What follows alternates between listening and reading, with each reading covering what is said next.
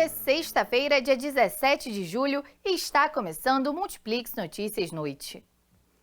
A taxa de ocupação dos leitos UTIs de Nova Friburgo é quem define a bandeira para a liberação das atividades econômicas da semana.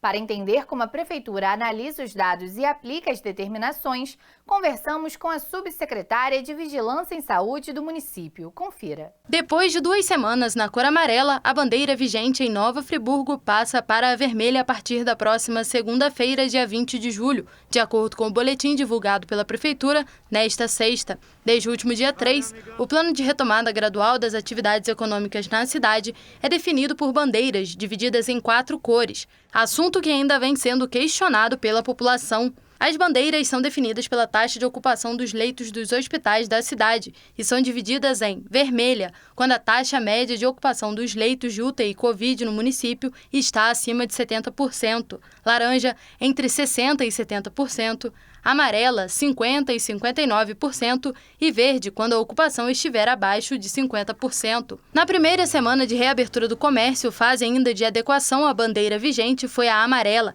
e o resultado da taxa foi obtido por um cálculo especial, utilizando apenas os 5 dias úteis. Da segunda semana para cá, a conta foi alterada. A gente pega a média semanal, de ocupação dos 4 hospitais e faz o cálculo em relação ao número de leitos ocupados durante aqueles dias todos, faz essa média e divide por 7, que é o número de dias da semana, de sábado até a sexta, e aí a gente calcula para ver o valor que vai dar, que vai valer na próxima semana. A liberação das informações com a quantidade de leitos e números de infectados é divulgado de segunda a sexta-feira pelo Executivo. Em relação aos números do final de semana, eles são usados internamente, apenas para o cálculo da taxa semanal, segundo a Prefeitura. O que a gente tem é que alguns hospitais não conseguem nos informar durante o final de semana, no sábado e no domingo, mas no início da semana eles passam essa informação de como estava a ocupação no sábado e no domingo. E aí a gente conclui na semana, na sexta-feira, para que a gente possa ter a média semanal, que vai do sábado anterior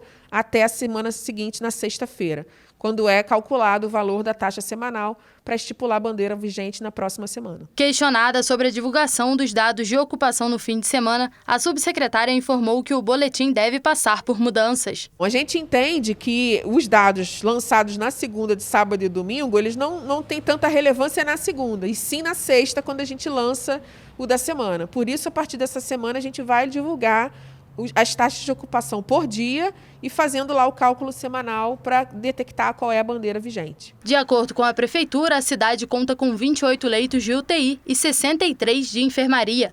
O Executivo reforça que, apesar da nova bandeira ser divulgada toda sexta-feira, ela passa a entrar em vigor apenas no próximo dia útil. A bandeira é calculada toda sexta-feira e ela passa a vigorar a partir da outra segunda, Então, aquele final de semana que fica nesse meio, ele ainda está valendo, hoje, por exemplo, a bandeira amarela, que é o que está valendo até domingo próximo. A partir da segunda, é a bandeira que foi calculada hoje, que vai começar a valer. E nesta semana, a Secretaria Estadual de Saúde informou que o Hospital de Campanha de Nova Friburgo está pronto, mas que os atendimentos não acontecerão nesse primeiro momento.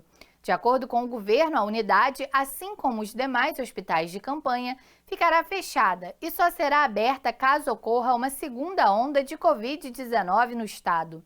A unidade era para ter sido inaugurada no final de abril, mas a empresa responsável não cumpriu o prazo de entrega da obra. Após a saída da OS, o governo do estado assumiu a gestão dos hospitais e outras datas também foram programadas e não foram cumpridas.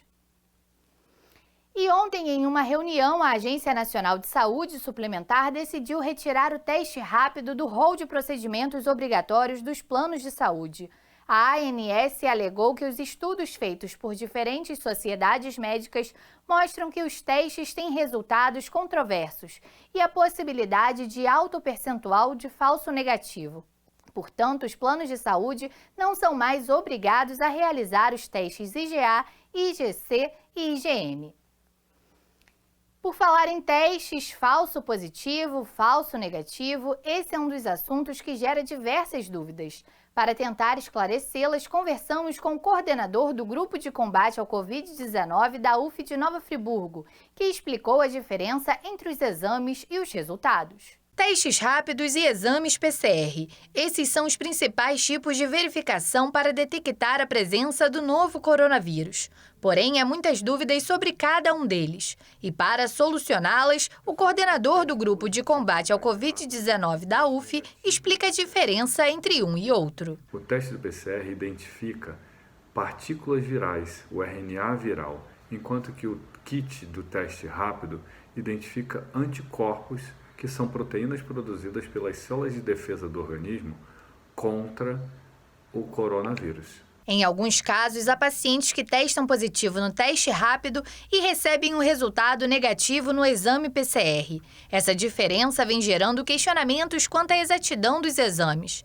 Mas o professor explica que esses resultados se divergem apenas por conta da data em que os testes são feitos. Então, as pessoas se tornam positivas ao teste porque desenvolveram os anticorpos de defesa contra o coronavírus, só que o vírus em si, as partículas virais, o RNA, não é mais detectado, porque não está mais nesse paciente, porque já se passou muito tempo.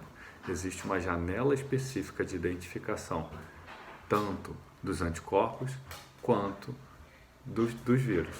Então, por isso que às vezes temos resultados positivos para os anticorpos, mas não temos mais resultados positivos para o PCR.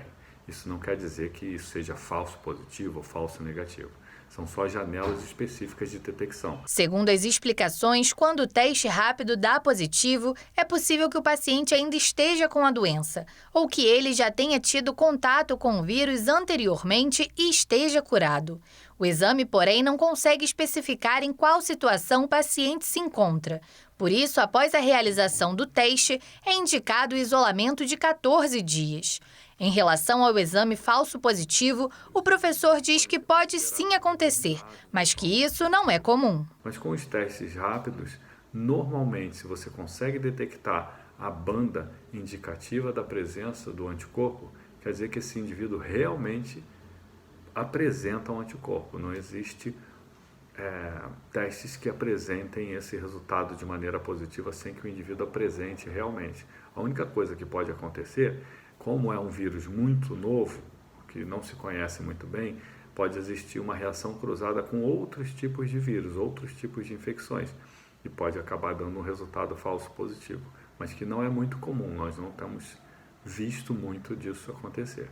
Mudando de assunto para encerrar de forma mais leve e entrando no clima do fim de semana, no portal Multiplix, na editoria Cultura e Lazer, você confere as principais atrações da agenda cultural online. O município de Cordeiro estará realizando a Expo em Casa Live Music, com cenário alusivo à tradicional Expo Cordeiro.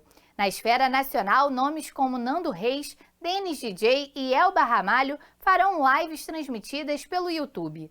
A lista completa de artistas que irão se apresentar até o domingo você confere no portal. E o Multiplix Notícias Noite fica por aqui. Eu espero você amanhã no Multiplix Notícias à Semana. Uma boa noite e até lá!